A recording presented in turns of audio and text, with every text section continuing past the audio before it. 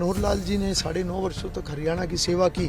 अब वो केंद्र में जाकर राष्ट्र की सेवा करेंगे, पार्टी की सेवा करेंगे। बड़े स्तर पर माननीय मनोहर लाल जी अब आने वाले समय में जाएंगे, तो सभी हम सब भी उनको शुभकामनाएं देते हैं। पहले मनोहर लाल जी मुख्यमंत्री के नाते यहाँ से वो प्रतिनिधित्व कर रहे थे और मुख्यमंत्री के नाते उनके पास दायित्व था, और अब जब नायब सैनी जी मुख्यमंत्री बने तो उपचुनाव में पार्टी ने उनको यहाँ से उम्मीदवार बनाया है। तो एक मुख्यमंत्री करनाल को दोबारा मिलना, ये वास्तव में एक सौभाग्य मैं कहूँगा अपने क्षेत्र का। पंजाब केसरी में आप सबका स्वागत है। इस वक्त हम करनाल लोकसभा के अंदर घूम रहे हैं और लोकसभा चुनावों के लिए बीजेपी ने संयोजक की जिम्मेदारी चुनावों से पहले ही जब ये कार्य दिया गया था, हरविंदर कल्याण जो घरोंडा से विधायक हैं, उन्हें ये जिम्मेदारी दी गई थी कि हरविंदर कल्याण हमारे साथ मौजूद हैं। उस वक्त ये भी तय नहीं था कि यहाँ से कैंडिडेट कौन आएगा। मुख्यमंत्री रह चुके मनोहर लाल यहाँ से बीजेपी के उम्मीदवार हैं, सब जानते हैं। बातचीत करेंगे कल्याण जी से। कल्याण जी, स्वागत है। जी धन्यवाद। जिस प्रकार से चुनावों का अब बहुत कम समय रह गया वोटिंग का, 25 मई को वोटिंग है, 23 मई शाम तक चुनाव प्रचार चलेगा।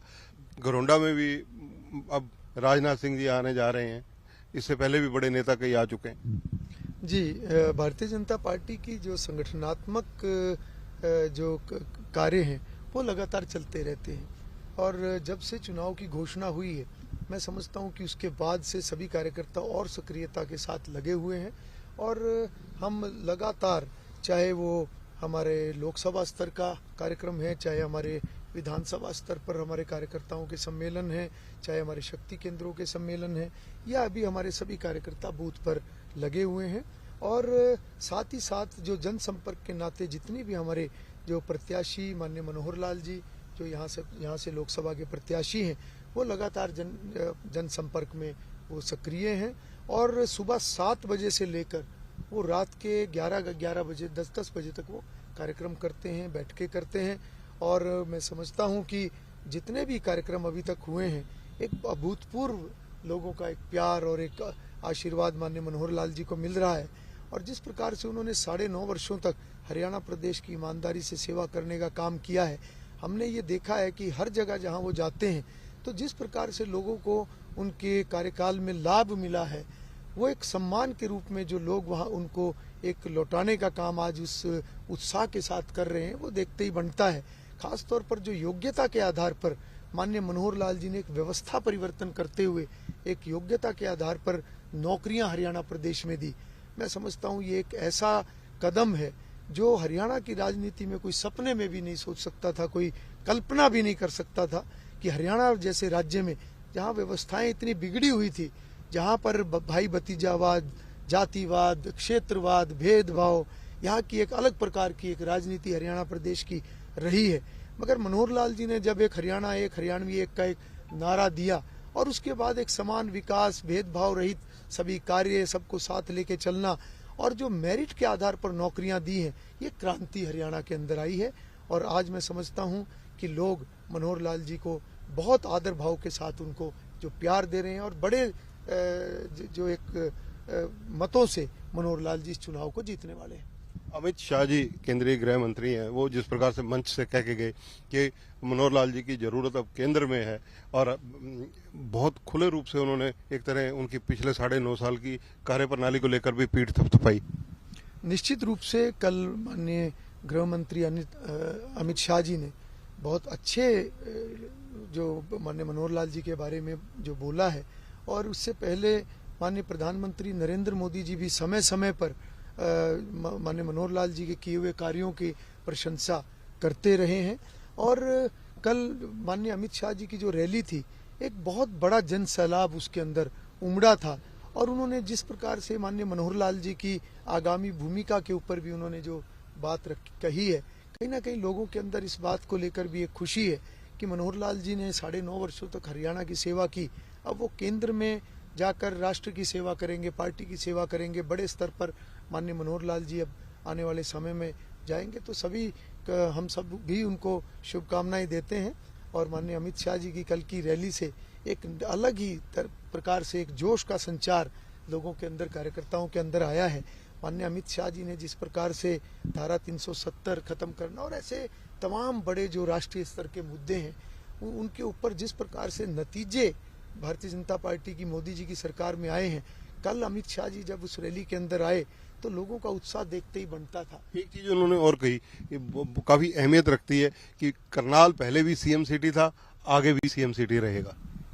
वास्तव में ये एक सौभाग्य है हमारे जिले का कि पहले मनोहर लाल जी मुख्यमंत्री के नाते यहाँ से वो प्रतिनिधित्व कर रहे थे और मुख्यमंत्री के नाते उनके पास दायित्व था, और अब जब नायब सैनी जी मुख्यमंत्री बने तो उपचुनाव में पार्टी ने उनको यहाँ से उम्मीदवार बनाया है। तो एक मुख्यमंत्री करनाल को दोबारा मिलना ये वास्तव में एक सौभाग्य मैं कहूँगा अपने क्षेत्र का। और नायब सैनी जी ने भी जिस चुनाव प्रचार के दौरान जिस प्रकार से लोगों के अंदर वो घुल मिलकर इन दिनों में उनको देखा गया है, एक जगह उन्होंने लोगों के दिल में बनाई है। एक साधारण कार्यकर्ता से उठकर एक समर्पण भाव से जिस प्रकार से उन्होंने मेहनत की और पार्टी के प्रति लगन और ईमानदारी, आज पार्टी ने उनको एक बड़ी जिम्मेवारी सौंपी है। और कल माननीय अमित शाह जी ने भी उनके बारे में जो कहा है, और ये वास्तव में सच है कि मनोहर लाल जी के सभी किए हुए कार्य जो भी उन्होंने एक हरियाणा प्रदेश को आगे बढ़ाने के लिए कार्य किए हैं, निश्चित रूप से नायब सैनी जी उनको आगे बढ़ाने का काम करेंगे। और करनाल की जनता के अंदर इस बात की खुशी भी है। करनाल लोकसभा के, क्योंकि आप जिस प्रकार से संयोजक हैं और आप पर कई जिम्मेदारियां आपको दी गई हैं बतौर संयोजक, जब आप यहाँ पर काम कर रहे हैं तो दिन रात एक्टिविटी आपकी लगी रहती है, आपको इतना शेड्यूल बिजी रहता है कि आपको मेरे ख्याल से परिवार के लिए भी समय आजकल निकालना मुश्किल होगा। देखिए, हमारा परिवार ये समाज है, और उसके बाद अगर हम अपने परिवार जो हमारे भारतीय जनता पार्टी के कार्यकर्ता हैं, जो हमारा भाजपा परिवार है, वो भी एक हमारा बहुत अहम परिवार है। और जब भी पार्टी का कोई कार्य होता है तो वो हम अपने परिवार को मजबूत करने के लिए काम करते हैं, अपनी पार्टी को मजबूत करने का काम करते हैं। चुनावी दृष्टि से जो भी संचालन की एक जिम्मेवारी मुझे मिली है, हम सभी कार्यकर्ता उसको मिलकर आगे बढ़ा रहे हैं। और चुनाव के जितने भी कार्य इस प्रकार से व्यवस्था से संबंधित जो भी कार्य होते हैं, वो सब एक टीम की तरह भारतीय जनता पार्टी का हर कार्यकर्ता मिलकर उन कार्यों को आगे बढ़ाता है।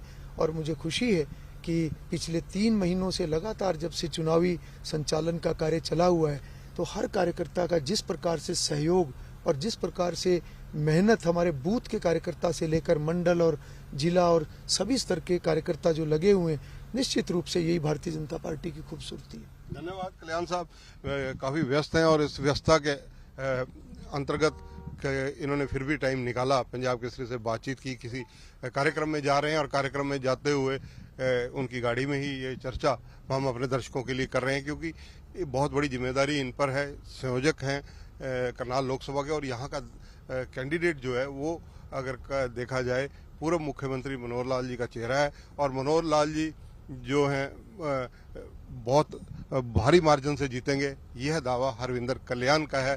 कि हरविंदर कल्याण का कहना है कि जिस प्रकार से देश के प्रधानमंत्री, देश के गृह मंत्री ने हमेशा मनोहर लाल खट्टर जी की तारीफ की है, सराहना की है और पीठ थपथपाई है, अब वो निसंदेह केंद्र में आने वाले दिनों में हरियाणा का प्रतिनिधित्व करेंगे तथा हरियाणा की जनता की सेवा वहां जारी रखेंगे।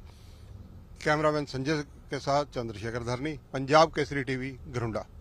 हमसे जुड़े रहने के लिए हमारे YouTube चैनल को सब्सक्राइब करें और नई वीडियो की नोटिफिकेशन के लिए बेल आइकॉन को दबाएं।